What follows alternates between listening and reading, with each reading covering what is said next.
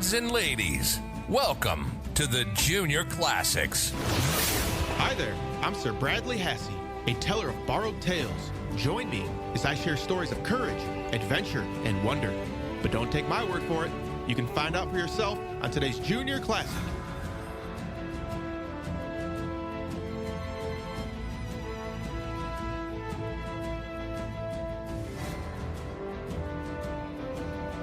Greetings, Junior Scholars. My name is Sir Bradley Hasse, guardian of the written word and your guide through the Junior Classics. Our mission is to inspire children and families with a love of good reading and a real and lasting interest in Western literature, history, and scholarship. We must preserve the wisdom in the classics before it is lost forever, so our young ones don't have to learn these lessons on their own. If this is your first time listening, thank you for joining us, and a very special thank you to my loyal listeners who tune in each and every week. Last week we read Puss in Boots and learned that one can use their mind to do good or evil. If you missed it, go back and give it a listen. This week we have a monster of a tale, Jack the Giant Killer. This British fairy tale, set during the reign of King Arthur, was first recorded in 1711. The version we are reading today was compiled by Joseph Jacobs, an Australian folklorist and collector and publisher of English folklore in 1890. But first, lost and found words. Listen carefully to the meaning of these words and try and spot them during the story. First is Cornwall. Cornwall is actually a place. It is a county on the southwestern tip of England. It forms a rugged peninsula made up of wild moorland and hundreds of sandy beaches. I challenge you to find Cornwall on a map. Second, we have conjurer. A conjurer is another name for a magician, wizard, or sorcerer. Next, we have an abode. An abode is the place where one lives, their home. Then we have contrive. To contrive means to plan, create, or form something together. Used in a sentence, you could say, Jack contrived a way to slay the giant. Next, we have idle. If you are idle, that means you are being lazy or inactive. You're basically not doing anything. And lastly, lament. Lament means to be very sad, to mourn, or even wail or cry loudly. And now, on to the show.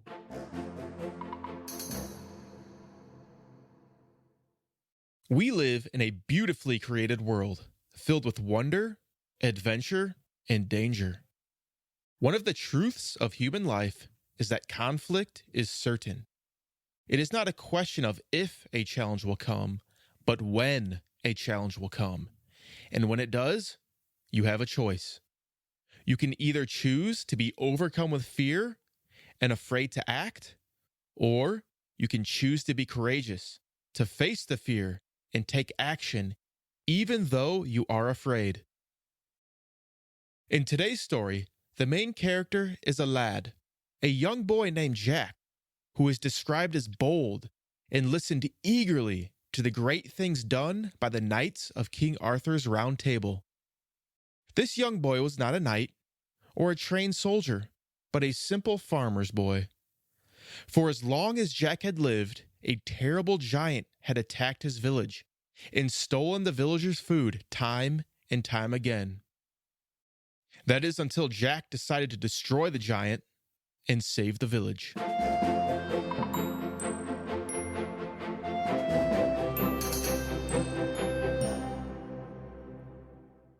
Jack the Giant Killer. Retold by Joseph Jacobs. Narrated by Sir Bradley Hasse. In the reign of the famous King Arthur, there lived in Cornwall a lad named Jack, who was a boy of bold temper and took delight in hearing or reading of conjurers, giants, and fairies, and used to listen eagerly to the deeds of the knights of King Arthur's Round Table. In those days, there lived on St. Michael's Mount, off Cornwall, a huge giant named Cormoran. He was 18 feet high and 9 feet round. His fierce and savage looks were the terror of all who beheld him.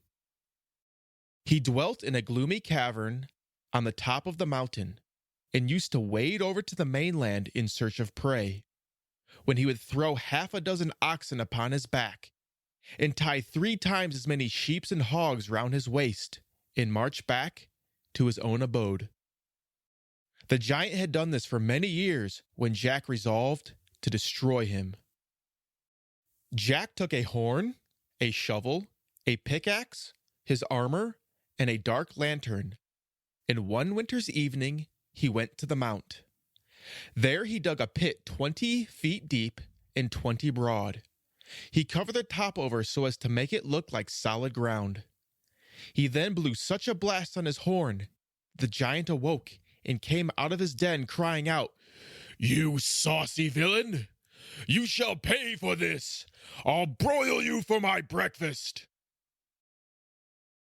He had just finished when, taking one step farther, he tumbled headlong into the pit, and Jack struck him a blow on the head with his pickaxe, which killed him. Jack then returned home to cheer his friends with the news. Another giant, called Blunderbore, vowed to be revenged on Jack if ever he should have him in his power. This giant kept an enchanted castle in the midst of a lonely wood, and sometime after the death of Cormoran, Jack was passing through a wood, and being weary, sat down and went to sleep. The giant, passing by and seeing Jack, carried him to his castle, where he locked him up in a large room, the floor of which was covered with the bodies, skulls, and bones of men and women. Soon after, the giant went to fetch his brother, who was likewise a giant, to take a meal of his flesh, and Jack saw with terror through the bars of his prison the 2 giants approaching. Jack, perceiving in one corner of the room a strong cord, took courage, and making a slip knot at each end, he threw them over their heads and tied it to the window bars. He then pulled till he had choked them. When they were black in the face, he slid down the rope and stabbed them to the heart. Jack next took a great bunch of keys from the pocket of Blunderbore and went into the castle again. He made a strict search through all the rooms, and of one of them found 3 ladies tied up by the hair of their heads and almost starved to death. They told him that their husbands had been killed by the giants, who had then condemned them to be starved to death. Jack said to them, "Ladies, I have put an end to the monster and his wicked brother, and I give you this castle and all the riches it contains to make some amends for the dreadful pains you have felt." He then very politely gave them the keys of the castle and went farther on in his journey to Wales. As Jack had but little money, he went on as fast as possible. At length he came to a handsome house. Jack knocked at the door, when there came forth a Welsh giant. Jack said he was a traveler who had lost his way, on which the giant made him welcome, and let him into a room where there was a good bed to sleep in. Jack took off his clothes quickly, but though he was weary, he could not go to sleep. Soon after this he heard the giant walking backward and forward in the next room, and saying to himself, "Though here you shall lodge with me this night, you shall not see the morning light. My club shall dash your brains out quite." Jack thought to himself, "Say you so? Are these your tricks upon travelers? But I hope to prove as cunning as you are." Then, getting out of bed, he groped about the room and at last found a thick tog of wood. He laid it in his own place in the bed, and then hid himself in a dark corner of the room. The giant, about midnight, entered the apartment, and with his bludgeon struck many blows on the bed, in the very place where Jack had laid the log. And then he went back to his own room, thinking he had broken all Jack's bones. Early in the morning, Jack put a bold face upon the matter and walked into the giant's room to thank him for his lodging. The giant started when he saw him and began to stammer out, "Oh, dear me, is it you? Pray, how did you sleep last night? Did you hear or see anything in the dead of night?" "Nothing worth speaking of. A rat, I believe, gave me 3 or 4 slaps with its tail and disturbed me a little, but I soon went to sleep again," said Jack, carelessly.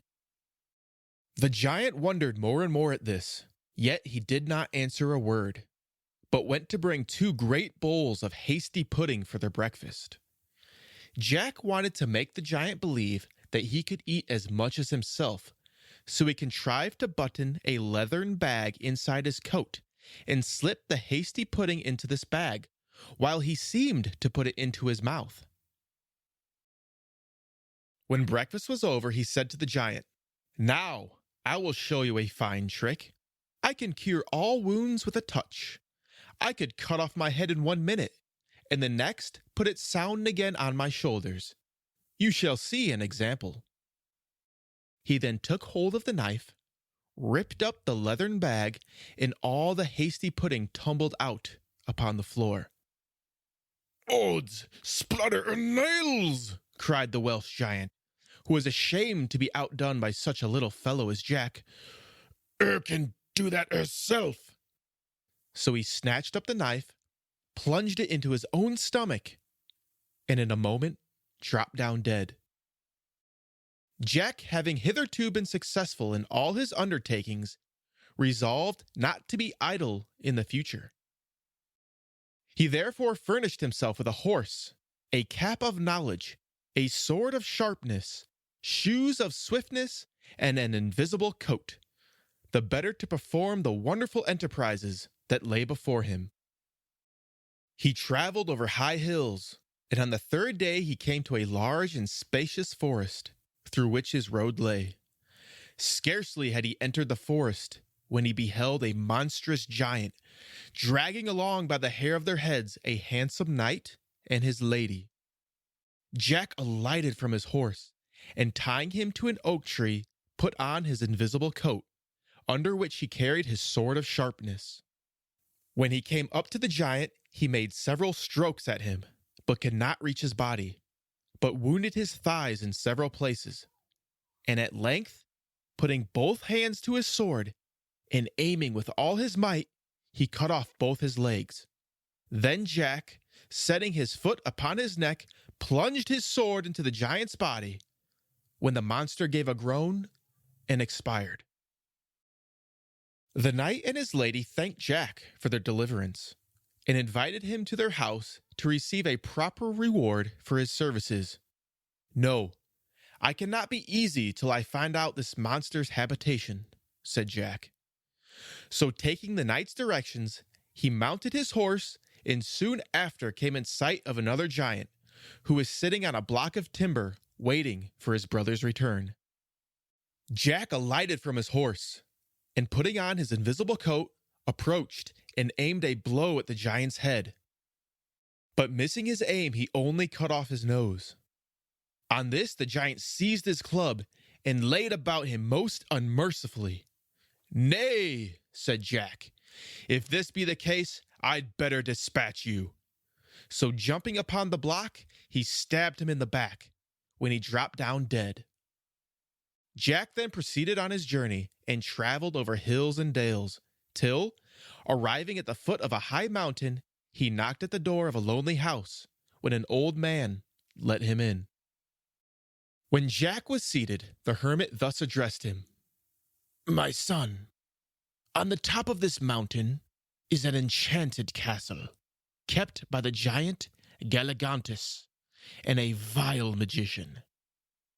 I lament the fate of a duke's daughter, whom they seized as she was walking in her father's garden, and brought hither transformed into a deer." Jack promised that in the morning, at the risk of his life, he would break the enchantment, and after a sound sleep he rose early, put on his invisible coat, and got ready for the attempt. When he had climbed to the top of the mountain, he saw 2 fiery griffins, but he passed between them without the least fear of danger, for they could not see him because of his invisible coat.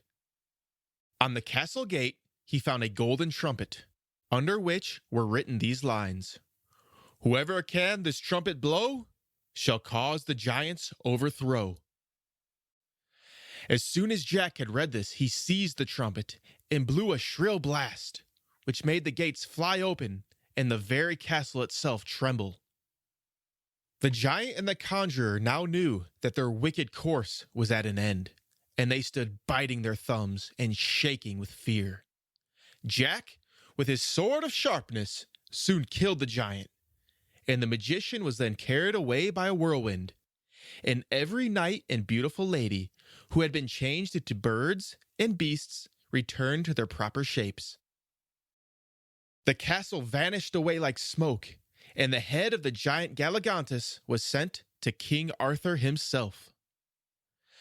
The knights and ladies rested that night at the old man's hermitage, and the next day they set out for the court.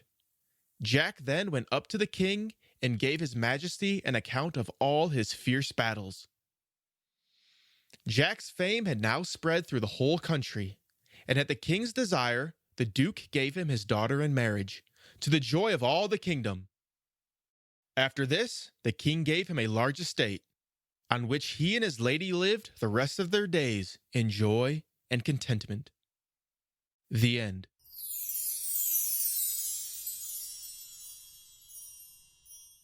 Now that was an epic tale. Jack faced his fear and the terrible giants, and then was rewarded with a beautiful, noble wife, a large estate, and the favor of the king. At the beginning of the show, I mentioned that conflict, problems, and hard times will come. These are the giants you need to be prepared to face with courage. Just like Jack, the young farmer's boy, you were not given a spirit of fear, but a spirit of power, love for your fellow man, and a sound mind. My junior scholars, in the days and years to come, when you feel scared and insecure, remember that you are a giant killer, and go forth with a bold temper. I am Sir Bradley Hasse. As always, be brave, be loyal, and speak the truth. Now, for you parents out there, I want you to understand why we are doing this, what we are trying to achieve, and how you can help us. This is a rescue operation to preserve the classics and the wisdom within before it is lost forever.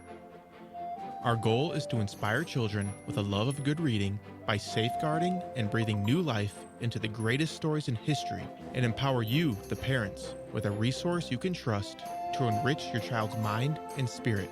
We don't want these stories and the wisdom within to be forgotten, so our children don't have to learn these lessons on their own. The most important thing you can do for us is to spread the message and tell others about these stories and what we are doing.